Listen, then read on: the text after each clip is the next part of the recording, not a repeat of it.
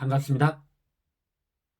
오늘 영상은요, 메모리스트 13회, 14회 간단한 줄거리 영상이 되겠습니다. 4월 22일, 23일에 반영된 내용입니다.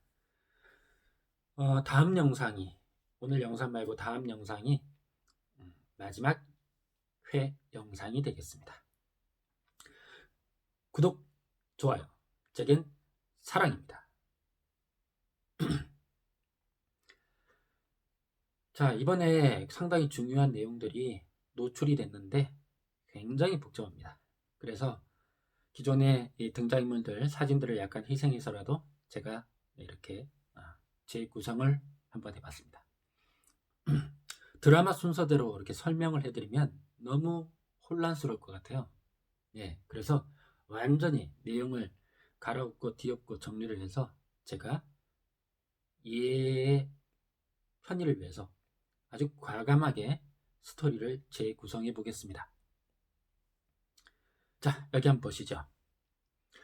아주 빠르게 한번 그냥 결과 자체를 바로 설명해 드리겠습니다. 자, 여기 우리가 아는 진재규가 있습니다. 지금까지 계속 봐왔던 진재규. 지난 회에 죽었죠. 네. 자, 진재규가 있고 여기 옆에 황필선이라고 있습니다. 황필선. 중요 인물입니다. 황필선. 이회양 배우가 맡은 배역인데, 자, 이 황필선은요, 진재규하고는 황필선이 이복 누나입니다. 이복 누나. 자, 어떻게 된 관계냐? 황필선이 있고 황필선의 아버지가 있습니다. 이렇게. 그리고 진재규가 있고 진재규의 어머니가 있어요. 무당이라고 그랬죠. 무당. 자, 그런데 이 둘 관계가 내연 관계, 상간 관계, 상간을 했습니다. 이 진재규의 어머니를 미워한 황필선이 진재규의 어머니를 독살을 합니다. 그리고 죽은 어머니를 살려내고 싶다는 간절한 마음으로 기도를 하면서 진재규가 신내림을 받습니다. 진재규는 황필선을 향해서 아주 징하게 죽을 것이다 라고 이렇게 저주를 퍼붓죠. 자, 그런데 황필선은 이 진재규를 어떻게 했냐? 진재규를 15년 동안 정신병원에 감금시켜버립니다. 어떤 의사를 포섭해가지고. 그래서 그걸 알게 된 진재규가 정신병원을 탈출해서 총을 들고 황필선에게 찾아갑니다. 그런데 뜻밖에도 진재규는 황필선에게 저를 풀어주든가 아니면 저를 죽이시죠 라고 말합니다. 그때 황필선이 총으로 진재규의 어깨를 쏴버린 그런 일이 있었습니다. 그러니까 진재규는 황필선에 대해서 엄청난 원한을 갖고 있겠죠. 자, 그런데 이번에는 이제 황필선에게 아들이 있는데요. 방준석 국회의원입니다. 안재무 배우가 맡은 배역입니다. 자, 이 방준석 국회의원인데 이 방준석이 사고를 치는 것이었습니다. 자, 어떤 일이냐? 여기 문용대 지난 시간에 계속 나왔었죠. 신배 사건이라고 그랬지 않습니까? 7명이 집단 폭행을 해서 문용대를 죽인 사건인데 문용대는 자살로 이렇게 위장이 되어서 끝났습니다. 자, 어떤 내용이었냐? 그런데 이번에 이제 스캔 결과 결국 뭘 알게 됐냐면 그때 7명 말고 한 명이 더 있었다. 주모자가 방준석이었던 것입니다. 문용대를 죽인 신배 사건의 주모자였습니다. 방준석이. 자, 그런데 이 신배 사건은 어떻게 일어난 거냐? 이렇게 죽이려고 하니까 이 7명을 그 폐창고 안에 가둬놓은 채로 불을 질러가지고 서로 학살을 하면서 죽이게끔 지우개가 만든 거였습니다. 그런 상황이 그 안에 있었습니다. 자, 한편 이 일이 있고 나서 이 일이 있을 때 신배 사건에서 그렇다면 그 장면에 있었던 진재규하고 이신웅은 도대체 어떻게 된 거냐? 진재규에게 딸 심상아가 있었죠. 심상아를 보호하기 위해서 진재규가 지우개의 그 명에 따라서 이신웅을 납치해가지고 그 폐 창고에 데리고 있었습니다. 감금시켜 놓고 있었습니다. 그리고 진재규는 그때 어린 동백으로 보이는데 어떤 어린아이 아직도 확실하진 않으니까요. 그 어린아이하고 이렇게 예, 를 통해 가지고 그 기억을 잃게 됩니다. 자, 기억을 잃고 나서 진재규가 깨어나서 기억을 잃고 나서 그 이신웅을 죽이려고 하는 거죠. 이신웅이 놀라서 혼비백산하면서 도망가는 거였고, 그때 그 앞 시간에 있었던 노광규 소방관이 그 경찰로서 이신웅을 봤던 거였습니다. 아주 복잡하죠. 네. 이 방준석이 그런 일을 벌이고 나자 이 황필선이 이신웅을 포섭합니다. 그래서 이신웅이 천기술을 거쳐서 그때 노광규 소방관의 부인 있었죠. 의사였던. 그렇게 해서 증거를 조작해서 자살로 조작을 시킵니다. 자, 그러니까 결국 이신웅은 자기가 여기 신배 사건, 문용대 사건에서 증거를 조작한 거, 이거를 숨기고 싶어 했던 거예요. 지금까지.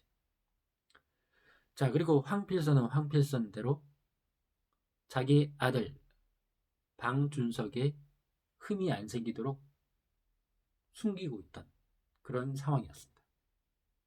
자, 이번에는 방준석의 부인이 있습니다. 부인이 은수경이라고 있어요. 은수경. 자, 그리고 그 부인의 어머니가 전우정이라고 있어요. 지금 은수경은 납치가 돼가지고 지육에 의해서 대못이 박히는 고문을 당하고 있는 상황입니다. 그 고문당하는 사진을 여기 기자에게 전송을 해서 강지은 기자가 반대를 했지만 결국 그쪽에서 방송국에서 방송을 내보내게 되죠. 자, 그런데 이때 이 은수경의 어머니 전우정이 동백에게 그럽니다. 제발 우리 초원이를 살려주세요 라고 이렇게 애원을 하죠. 그 초원이라는 이름을 듣고 동백이 깜짝 놀랍니다. 왜냐하면 동백에게는 첫사랑 초원이 있었잖아요. 알고 보니까 이 초원하고 다른 초원입니다. 뭐냐? 은수경이 지금 임신하고 있는데 그 태아의 태명이 초원이었어요. 태아의 태명. 그러니까 진재규가 죽으면서 유언을 2가지를 한 줄 알았는데 유언을 4가지를 했답니다. 선미한테. 첫 번째가 그렇죠. 동백의 과거 기억 속에 지우개가 있다. 그거는 나왔고. 그 다음 초원을 만나야 한다. 초원에서 죄를 지었다. 초원을 만나야 한다. 그랬던 그 초원이 바로 요 초원이었던 겁니다. 그리고 나머지 2가지 또 유언이 다시 진재규가 자기 집 이 재단 앞에서 다시 둘이 만나게 될 거다라는 유언도 했어요. 그래서 동백이 숨었을 때 이 한선미가 알고 찾아갈 수 있는 계기가 됩니다. 그 다음 이제 박기단이 죽던 날, 박기단이라고 사이비 교주가 있었죠. 박기단이 죽던 날 동백이 찾아온 적이 있었다라는 유언까지도 합니다. 그래서 의심을 했지만 동백은 그러죠. 가까이 찾아갔다가 다시 돌아왔다. 이 자기 첫사랑 초원이 그런 모습을 원하지 않을 것 같다라고 생각을 해서 마음을 돌렸다. 이렇게 된 거였습니다. 자, 그러면 이제는 이 초원은 도대체 어떻게 된 거냐? 이미 동백은 자기가 기억 스캔을 통해서 이 초원의 상황을 알고 있었던 거였습니다. 어떻게 된 거냐? 7년 전에 여기 고현아 의원이라고 있는데, 이 의원이 선거 유세를 하다가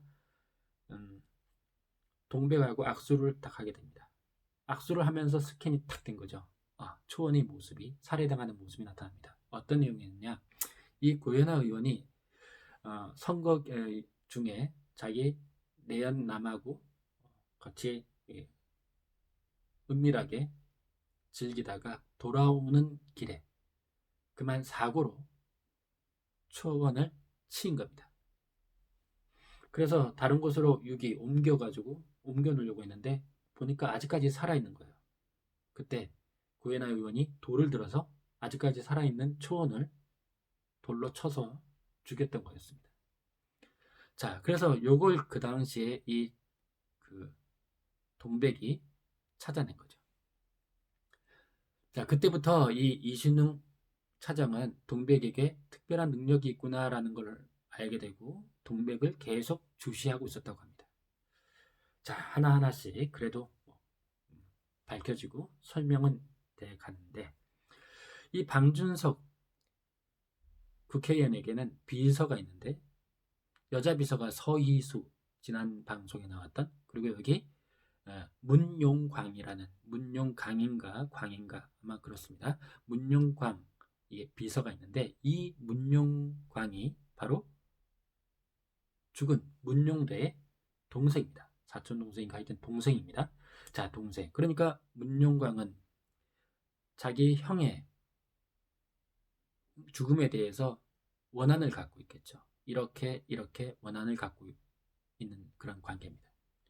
결국 지우개가 왜 진재규를 이용했는지, 또 왜 문용광을 이용했는지가 나오는 겁니다. 결국 이 방준석이 잘못한 일을 자기 어머니 황필선이 무마하고 숨기면서 은폐하면서 일이 생긴 거죠. 자, 방준석이 지금 납치돼서 고문당하는 자기 부인을 위해서 공개 기자회견을 냅니다. 자, 그때 동백이 잠입해 들어가서 방준석의 몸에 손을 대면서 스캔을 하죠. 자, 거기서 뭐가 또 하나 알아내게 됐냐? 이 방준석이 신배 사건만 일으킨 게 아니었습니다. 문용대만 죽인 게 아니라 또 나쁜 짓을 했더라고요. 뭐냐? 유아영이라는 여자를 강간 살인을 했었습니다. 강간 살인. 그런데 이 유아영의 아버지가 누구냐? 유순남입니다. 유순남.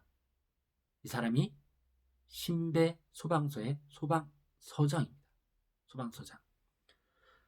동백은 그러죠.